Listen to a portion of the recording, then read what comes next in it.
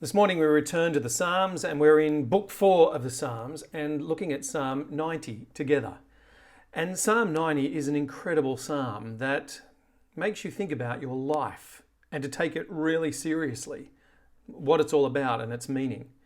It's a psalm that's attributed to Moses, the man of God. And when you think about that, it's a song that's to be sung with the awareness of wilderness wanderings, of life that's played out not the way that you anticipated it. It's a psalm that really has you thinking about the brevity of life from its beginning to its end, from its first breath to its final breath, and how short life is, especially compared to eternity. So I want you to think about that dash between the date of your birth and the pending date of your death, and what your life's about, and how you're to understand it. Let's read Psalm 90 together. It begins like this. A prayer of Moses, the man of God. Lord, you have been our dwelling place throughout all generations. Before the mountains were born, or you brought forth the whole world, from everlasting to everlasting you are God. You turn people back to dust, saying, return to dust, you mortals. 1,000 years in your sight are like a day that has just gone by, or like a watch in the night. Yet you sweep people away in the sleep of death. They are like the new grass of the morning. In the morning it springs up new, but by evening it's dry and withered. We're consumed by your anger and terrified by your indignation. You have set our iniquities before you, our secret sins in the light of your presence. All our days pass away under your wrath. We finish our years with a moan. Our days may come to 70 years or 80 if our strength endures. Yet the best of them are but trouble and sorrow, for they quickly pass and we fly away. If only we knew the power of your anger. Your wrath is as great as the fear that is your due. Teach us to number our days, that we may gain a heart of wisdom. Relent, Lord. How long will it be? Have compassion on your servants. Satisfy us in the morning with your unfailing love, that we may sing for joy and be glad all our days. Make us glad for as many days as you have afflicted us, for as many years as we have seen trouble. May your deeds be shown to your servants, your splendour to their children. May the favour of the Lord our God rest on us. Establish the work of our hands for us. Yes, establish the work of our hands. And that's Psalm 90. A psalm that has you thinking about life in the wilderness, the wanderings of the desert, 40 years, and what's to show for all of that, this homeless wandering. And maybe our lives feel a bit like that, the purposelessness of life. Around and around with what to show in the end, because the sands of the desert blow through and eat it up, or the green grass and hope is quickly withered and dried, or the rain that falls is quickly absorbed into the sand and seen no more. It seems that there's such a brevity to life. But the psalm doesn't begin that way. It begins by actually affirming the eternal nature of God. It speaks about him being the God who is of everlasting, from everlasting, the one who founded all things. But we're not like God. And immediately you see in verse 3 to verse 6 how brief the human experience is. We are from dust and will return to dust. And it's at God's call that takes place. He sweeps us away, and life is as brief as the grass, or as fleeting as the sleep that you might have, where you close your eyes and long for a lasting sleep only to be awoken a moment sooner. Well, that's what life often feels like. The brevity of life in contrast to the eternal nature of God. And notice that life that Moses is here describing is there described from verse 7 through to verse 12 as being troubled and afflicted. And in fact, the trouble and the affliction of life is actually because of, well, the fact that we want to live our lives our own way. The sin that impacts us. And so for the people wandering in the wilderness, they're all too familiar with their sin.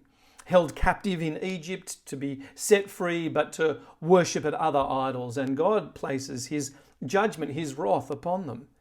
And yet he's also the one that saves them. But nothing is hidden from him. And that's true for us. We might feel a life that's troubled and afflicted, but notice verse 8. You have set our iniquities before you, our secret sins in the light of your presence.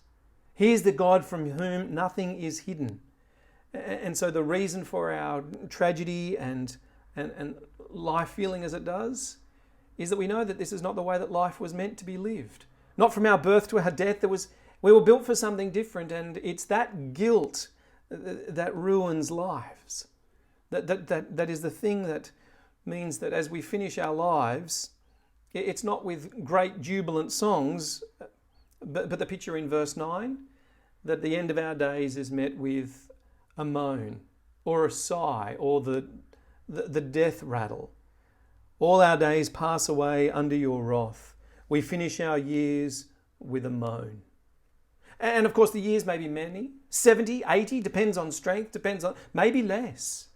But they quickly pass and they fly away. And the older that you are, it seems, and the wisdom of Moses would tell us, well, that it's brief. And there's an awareness of a God who's sovereign and rules. And if we knew what it was that we would meet him, if only we knew, verse 11, the power of your anger, your wrath is as great as the fear that is your due. We would have lived lives in awe and in reverence to him. And so Moses' instruction in this song is that we might learn to number our days. How many we've enjoyed and how many yet to come. We might feel we're enduring, but teach us, verse 12, to number our days that we may gain a heart of wisdom. For life, verses 7 through to 12, afflicted and troubled and ridden with guilt and under wrath, but notice what is cried out for in verse 13.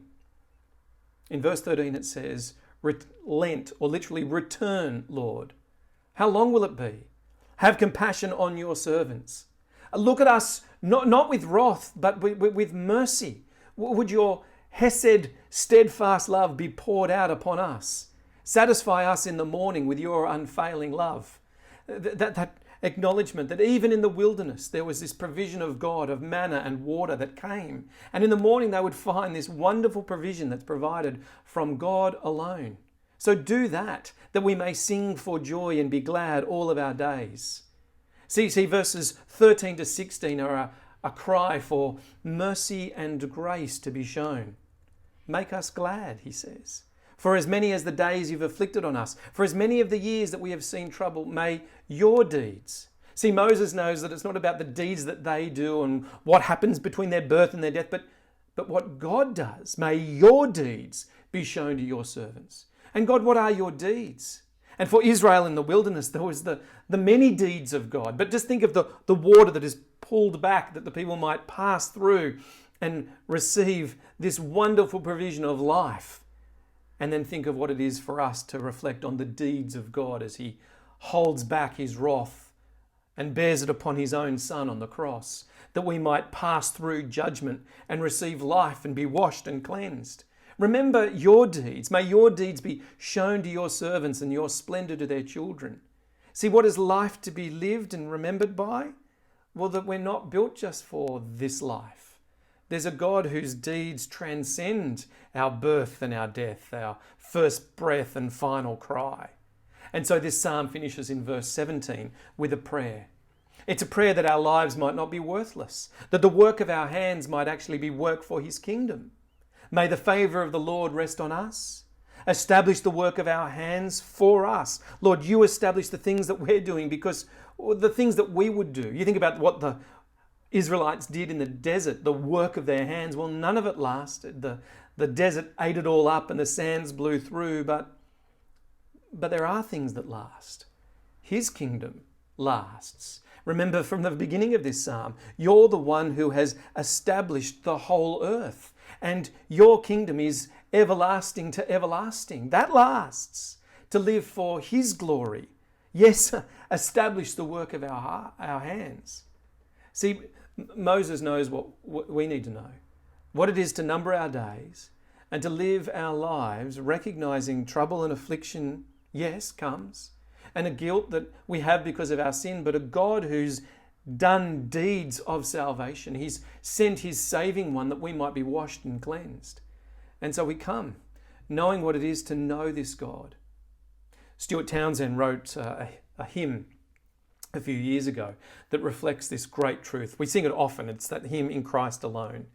And it has that little phrase that says, no guilt in life and no fear in death, from life's first cry till final breath, Jesus commands my destiny. And that's our understanding about who God is, the God of Psalm 90, the God of the cross, the God of our lives who brings life and purpose to us. And it's in his name that we move into this day. God bless.